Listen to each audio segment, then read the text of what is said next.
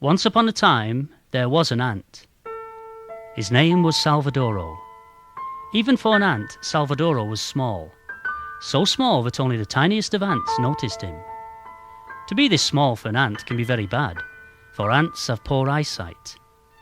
They see with their other senses, and the bigger ants imagine nothing could be smaller than they are, and they often trip over the tiny ones.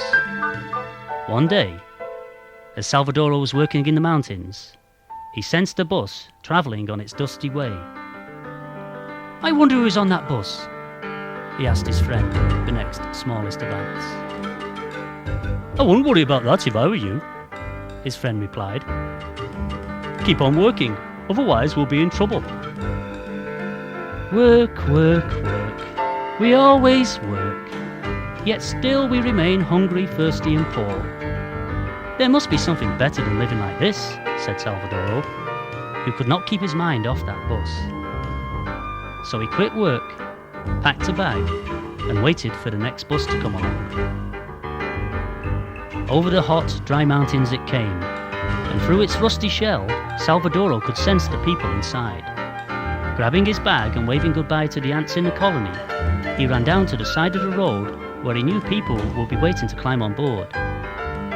"Beep, beep!" cried the bus as it edged into town. "Quickly, quickly, all aboard!" cried the funny little conductor as he jumped out of the bus and loaded the people's bags on the top. Clambering up the coat of the conductor, Salvadoro got a lift on. Soon they were away, bumping and creaking as all buses in fairy tales do. Salvadoro climbed onto a window ledge, found a safe spot to put his bag, and then looked around. The bus was crowded. As well as people on board, there were chickens, ducks, and even a pig, who squealed every time the bus beeped its horn. I've not sensed this type before, Salvadoro thought as he took in the presence of 8 people from afar. They are an interesting bunch. I think I'll tag along with them. And so Salvadoro, who had lived all of his life in the hot, dry mountains, set off on a journey that was to become a legend. Although Salvadoro could not people speak, he could sense what the strange ones were saying, and it sounded wonderful. They were going into an enchanted land called a rainforest, to build a raft made of logs, and then they were going to float down a mighty river. Salvadoro remembered the stories his parents had told him as the family had sat by a trickle of water, which, according to legend, used to be a majestic river. They told him of how magnificent things known as trees had thrown their branches up in despair at the ways of people and had vanished in a wall of fire. With the trees went the river, and so too the life. As the bus puttered along, Salvadoro grew impatient, for it seemed to take forever to get to the top of the mountain where he would find what lay before him. Finally, cresting the mountain, the people began to chatter excitedly. "Wow, that's beautiful!" a fair girl exclaimed as another one said. "Isn't it vast? Like a green carpet stretching forever. Imagine what the world was like when it was covered with trees like this." "Yes, it must have been very beautiful," said a tall boy with a touch of sadness. "I do hope we can do something to save it."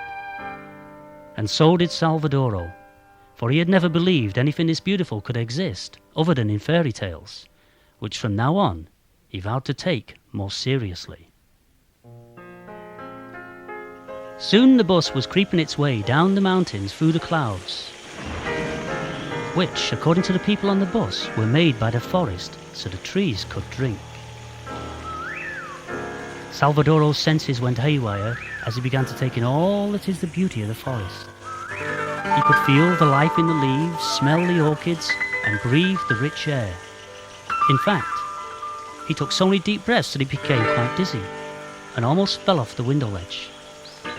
And so involved with the forest was he, that after many hours of wonderful thoughts, he realized that his traveling companions had left the bus. Were he not such a brave ant, Salvadoro would have stayed on the bus with the driver and the funny little conductor until it returned him home. However, he got off at the next stop and became a part of the forest. Now what? He thought, as he began to enter what was for him another world. The air was warm, fresh, and damp, and gave life to tall trees, little trees, big bushes, and delicate flowers, and plants, spectacular plants hanging in mid-air. The whole thing overwhelmed him so much that he lay down and fell asleep. When Salvadoro awoke, it was dark. It was lucky for him that he had such good senses. Otherwise, he would surely have got lost. Instead, he managed to find his way to the side of the river, where something magical happened. A tree moved. Not in the wind, for the forest was so dense that there was none, but by itself.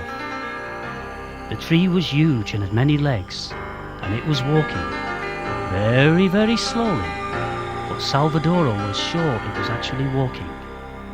And Salvadoro felt humbled in its presence and wondered if the tree could talk as well. "Of course I can," boomed a big deep voice. "Just because I've stayed silent for many years does not mean that I cannot talk," the tree continued. "It's just that nobody has bothered to listen. And so I have sat in silence, waiting to see if anybody loved life so much that they would seek me out and ask for my advice. After all, I have been around for a long time and have witnessed the many changes that are bringing our planet's life to its end." But I did not seek you out," Salvadoro stammered. "It's quite by chance that I stand before you today." "Oh, rubbish," bellowed the tree. "You are Salvadoro the ant, and the moment you left your home you were destined to meet me. For I am the great tree, and you are in the last great forest. Now settle down, Salvadoro, for I am going to weave you a story of life, and it is up to you to make it come true." As Salvadoro settled, the forest came to life. The great tree glowed a silvery green and lit up all the forest around him. Then, ever so gently, there came the most magical sound Salvadoro had ever heard. "Beethoven's Ninth Symphony," said the great tree in answer to Salvadoro's thoughts. "Even people can do beautiful things. In fact, there were some here today, but sadly only one saw me walk, and the others would not believe her." Salvadoro realized that the great tree was talking about the people from the bus, and felt comforted to know they were close by. "Come," the great tree continued, "let's join in a song of joy," and the forest began to sing with him. First the bees hummed. Soon after came the insects rustling as they whistled, and then the birds broke into marvelous melody, while the monkeys hollered and howled, as the jaguar, who is the judge of the forest, sang in his deep, deep voice. The leaves and the flowers became ballerinas, and the children of the forest, who have lived with the trees for many thousands of years, banged their drums, played the pipes, and joined the chorus. As the snakes hissed their delight, and the crocodiles chomped their jaws in merriment. Salvadoro had never witnessed anything like it, and was so overcome with joy that he burst into song that the forest fell silent, for it had never heard anything more beautiful. On and on Salvadoro sang until he realized that he was singing alone. "Bravo! Bravo!" the forest cheered. "More! More!" it cried, and Salvadoro felt sad, for he realized that his ant folk were poor and may never find such beauty as this. "Do not be sad, Salvadoro," said a big hairy spider as he came out of his hole. "I am a tarantula, and I have much to be sad about, for everybody's afraid of me, all because I'm big, hairy, and ugly. But I'm not sorry, for I can sing the blues better than anybody." And with that said, he perched himself on a log and cried, "Bees, bring my guitar, We're going to sing the blues." The bees buzzed off into the forest and came back with twinkling vines to use as guitar strings. Then, holding the sparkling strings, they gently hummed as the tarantula played and sung. It was a sad, yet beautiful song. And when it was over, Salvadoro realized that if this charming creature could overcome his problems, then so could he. "Mr. Tree," Salvadoro said, "you have shown me a most beautiful story, and now I understand. It is only the beauty of life which separates ants and people from a desert land. Can you help me get back home, so I can tell the ant folk of what my senses have seen?" The great tree bent down and with its mighty arms swept all the dry leaves off the floor. Then, holding them close to his heart, he gave a great stretch and reached up into the night and plucked a star from the heavens, and in a blaze of glorious colour created a splendid butterfly, which sparkled blue in the twinkle of the moonlight. "Follow this butterfly, Salvadoro, for it will guide you home," said the great tree as he disappeared into the field of green that is the forest. Only Salvadoro's senses kept him from bumping into things as he ran after the butterfly which glowed as it flew. But his senses did not warn him of the cliff by the side of the river, and so he fell.